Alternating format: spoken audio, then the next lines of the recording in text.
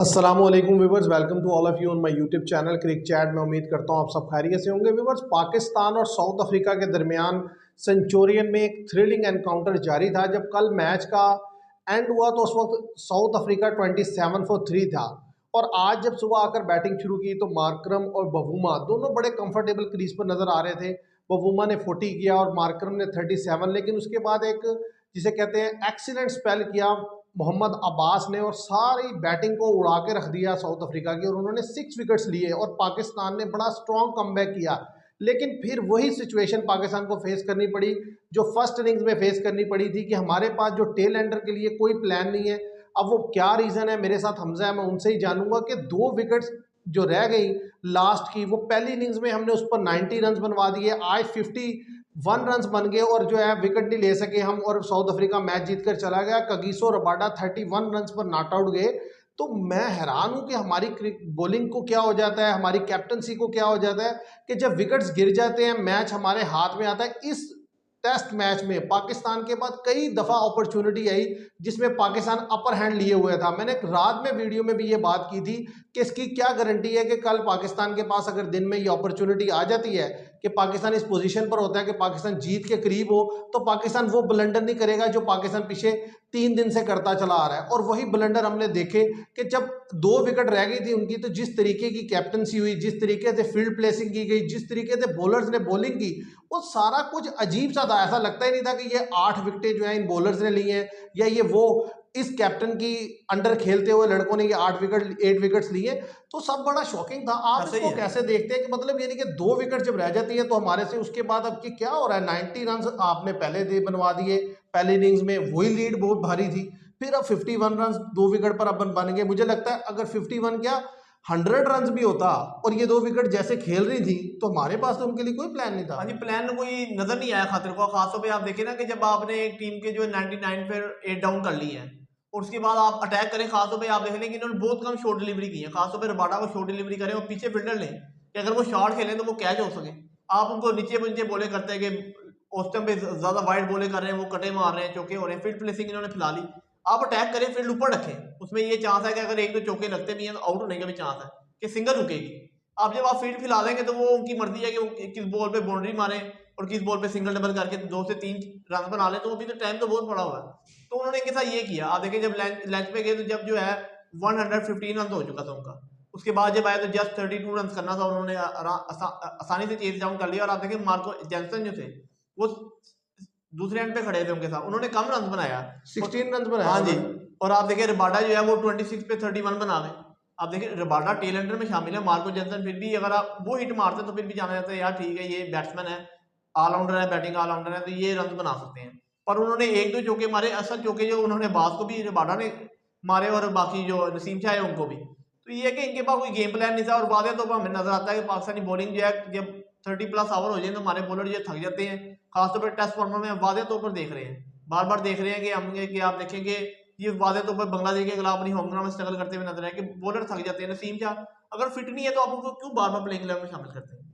देखे ना, नसीम शाह ने कोई विकेट लिया? नसीम शाह ने एक विकेट लिया, काल बेरियानी को आउट किया।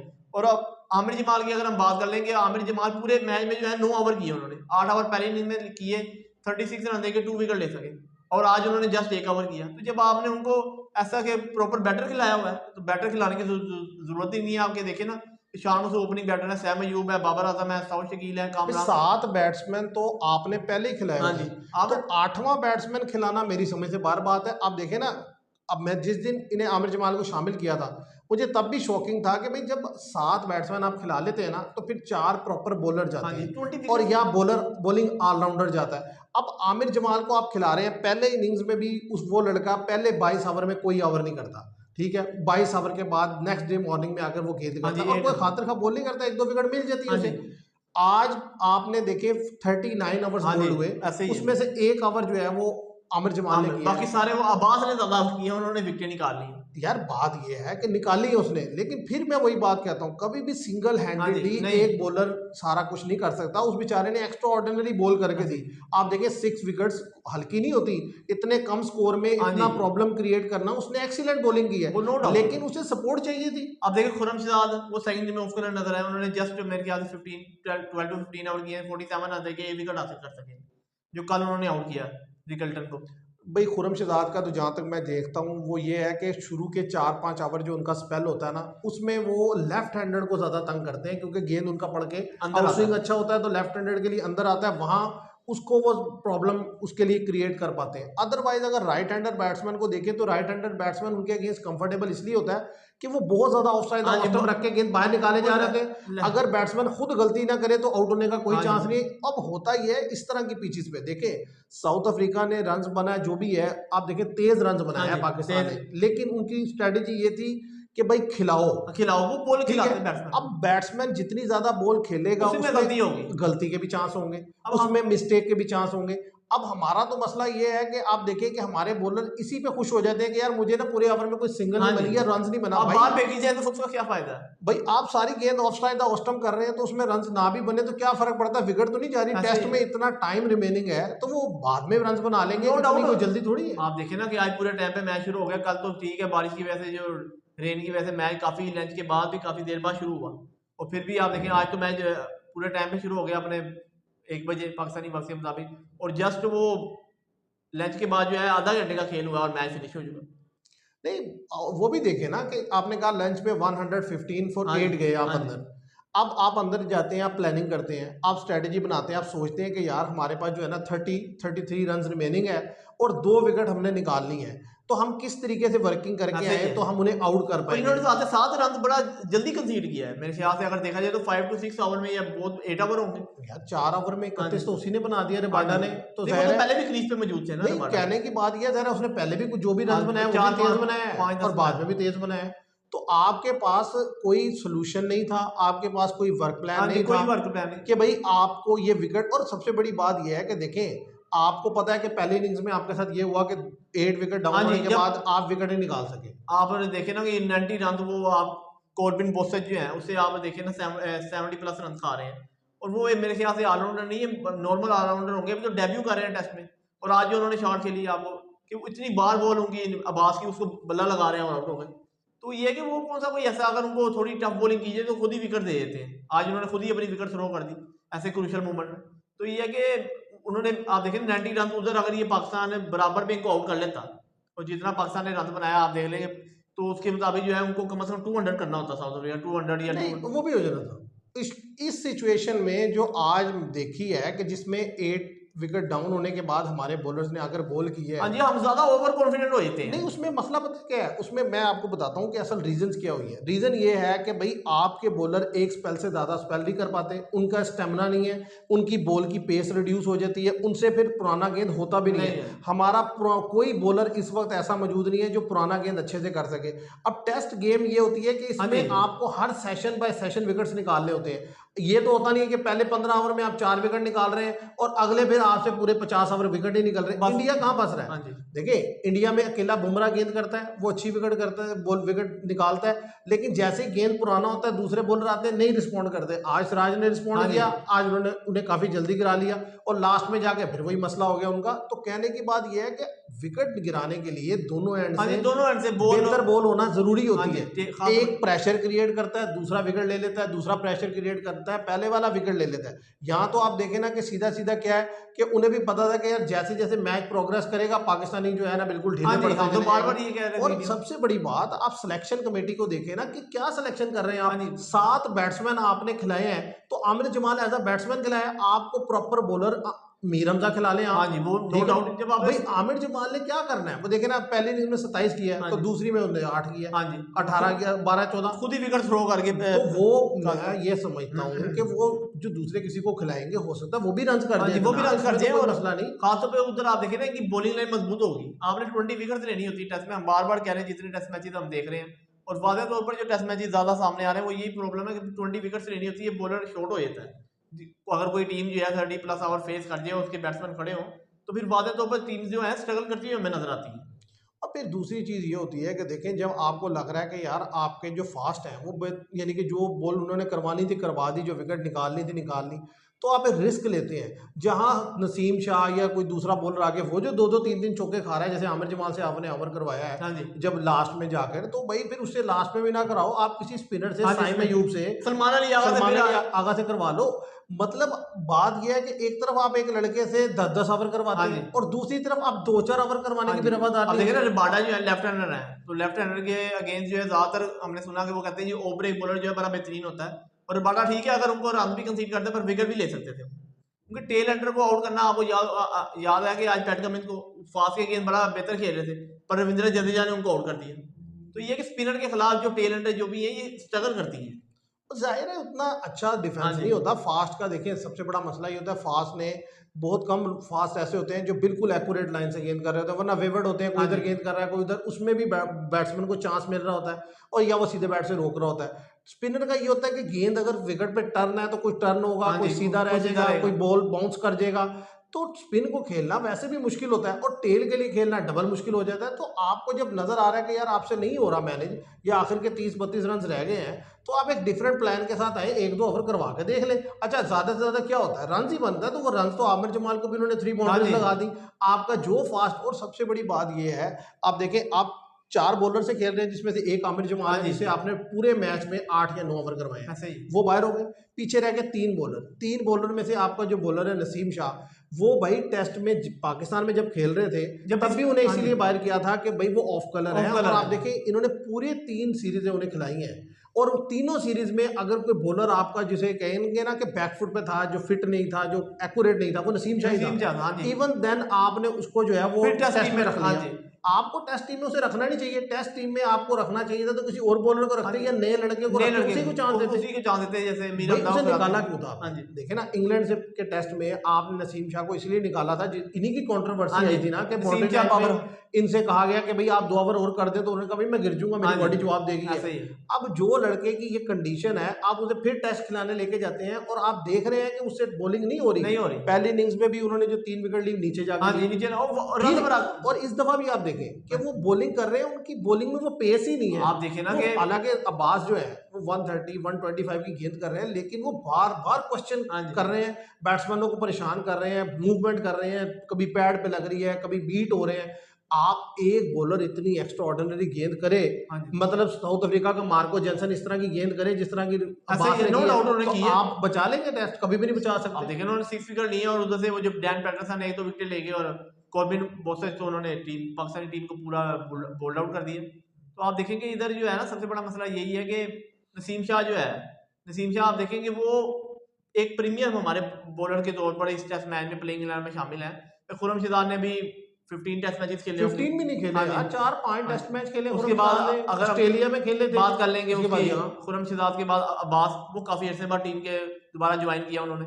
तो नसीम शाह एक ऐसे बॉलर थे, खासतौर पे एक जो प्रीमियम बॉलर है, वो क्रूशियल मूवमेंट में विकेट लेके उसको चाहिए था, नसीम शाह को आउट करना चाहिए था इन दोनों में से। वो क्रूशियल मूवमेंट था ये, अगर वो इधर विकेट निकालते तो उनका एक नाम होता कि जी पाकिस्तानी विक्ट्री में जो नसीम शाह का भी हाथ है कि जो है। भाई नसीम शाह ने विकेट निकालना तो दूर की बात, मैंने जितना मैच देखा है नसीम शाह ने ऐसी कोई डिलीवरी नहीं की जिसे देख के लगे कि इस पे विकेट मिल हाँ जी, सकती है। उनका वो लाइन पड़ी नहीं। वो सारी गेंद कर रहे हैं विकेट 5वें स्टंप पे, 6ठे स्टंप पे, यानी कि बैट्समैन छोड़े जाए ये आगे फेंक रहे हैं या बैट्समैन के ऊपर मुंह पे गेंद फेंक रहे हैं जिसे वो आराम से प्लेस करे।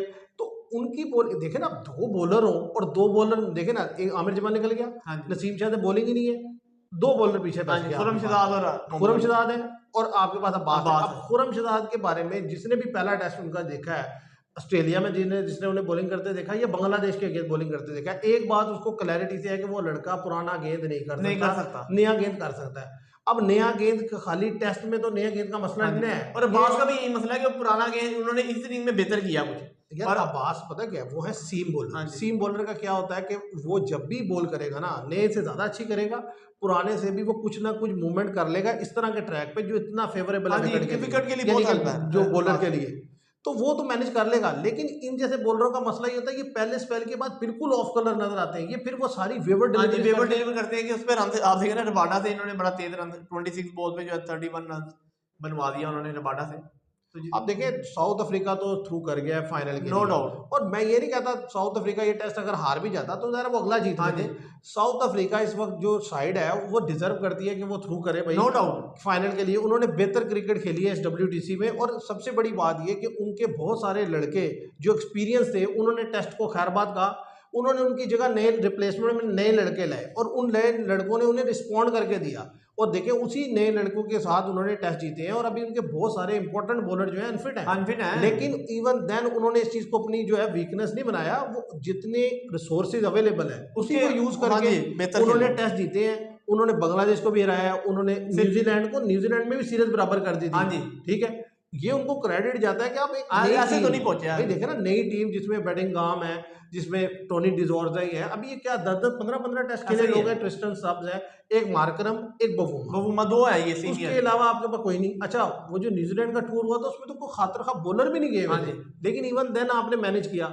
तो इसी तरीके से आपने जो बांग्लादेश के अगेंस्ट सीरीज जीती, तो जाहिर है वो डिजर्व करते थे। पाकिस्तान के पॉइंट ऑफ व्यू से ये गलत है कि मतलब आप इतने क्रूशियल मोमेंट पे जाकर, और शान मसूद की कैप्टनसी, मैं हमेशा से इसके खिलाफ हूँ कैप्टनसी के, इसके कि इस बंदे को जो मैच जो क्रंच मोमेंट पे चला जाता ना, इसे वहां जाकर जो है ना इसके हाथ में डिसीजन नहीं होता सही, और ये वहां डिसीजन नहीं कर पाते, फिर ये ऐसे और डिसीजन लेते हैं कि जिससे मैच जो है ना दूसरे की फेवर में चला जाता है। अब आप देखें ना, टेल बैटिंग कर रही है, आपने ऑफ स्टंप पे भी सिंगल के लिए खुला रखा हुआ है, लेग स्टंप भी सिंगल के लिए खुला रखा हुआ है, और बाउंड्रीज जो ली हुई है वो भी ऐसी है कि अगर प्रॉपर शॉट लगे तो बाउंड्री भी होगी।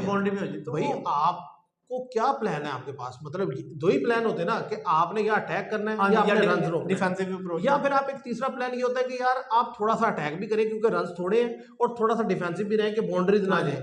यहाँ तो प्लान की समझ ही नहीं आ रही, वो हिट मार रहे हैं तो बाउंड्री कर रहे हैं, बाउंड्री भी हो रही है, और सीधा खेल रहे हैं तो सीधा भी हो रहे हैं। तो मतलब ये बड़ा शॉकिंग था आज का। तो खैर पाकिस्तान खेला बुरा नहीं है इस टेस्ट मैच में, लेकिन जहां जहां पाकिस्तान ने साउथ अफ्रीका को पकड़ा है ना, वहीं उन्होंने गलतियां की हैं और जो है मैच अपने हाथ से गवा दिया है। और जिसकी वाज़ेह मिसाल ये है कि पहली इनिंग्स में जिस टाइम पार्टनरशिप लग रही थी कामरान गुलाम और मोहम्मद रिजवान की, गलत शॉट, रिजवान उसे नहीं समझा सका कि यार तुम किधर चार्ज करके शॉटें मारने जा रहे हो। ठीक है, वहां उसने गलती की। बॉलिंग में 8 विकेटें लेने के बाद हमने पहली इनिंग में 90 रन की लीड दे दी उन्हें। ठीक है, उसके बाद फिर जब खुद बैटिंग करने आए तो साउथ शकील की आउटस्टैंडिंग इनिंग्स को हमने बेकार कर दिया, क्योंकि जो साथ में खेलने वाले लड़के थे वो एक के बाद एक, जिसे कहते हैं ना बेवकूफ जाहिल किस्म का लड़के, कि मतलब उन्हें ये नहीं समझ आ रही कि यार आप खेल रहे हो तो आप कम से कम जब सामने बैटर खड़ा है तो आप स्ट्राइक करके सामने दो। खुद बाबर आजम ने कल शॉट खेली, रिजवान, सलमान अली आगा, आमिर जमाल, ये 4-5 विकेट ऐसे, उससे ये हो गया कि आपकी लीड उतनी नहीं गई, वरना इजीली पाकिस्तान 200 की लीड ले लेता। और फिर आज आपको वही मसला हुआ आगे कि भाई 8 विकेट गिरे और आपके पास उसके बाद कोई बैकअप प्लान नहीं है।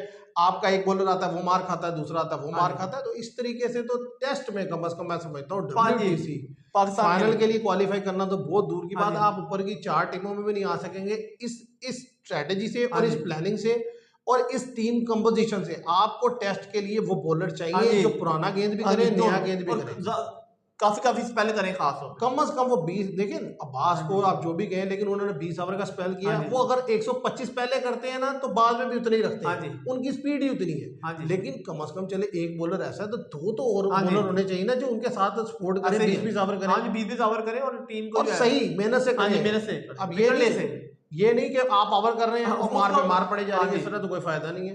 तो व्यूअर्स, बात यह है कि आज की जो हमारी डिस्कशन है उसकी जो असल बात जो आपके सामने रखनी है वो ये है कि पाकिस्तान को कुछ ना कुछ चेंजिंग्स करनी होंगी अगर WTC के अगले साइकिल में हमें कुछ इंप्रूवमेंट लानी है।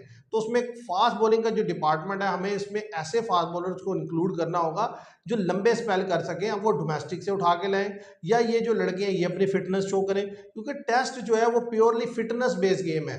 वहाँ पे अगर आपकी फिटनेस नहीं होगी तो टेस्ट तो आप कभी भी जीत नहीं सकते।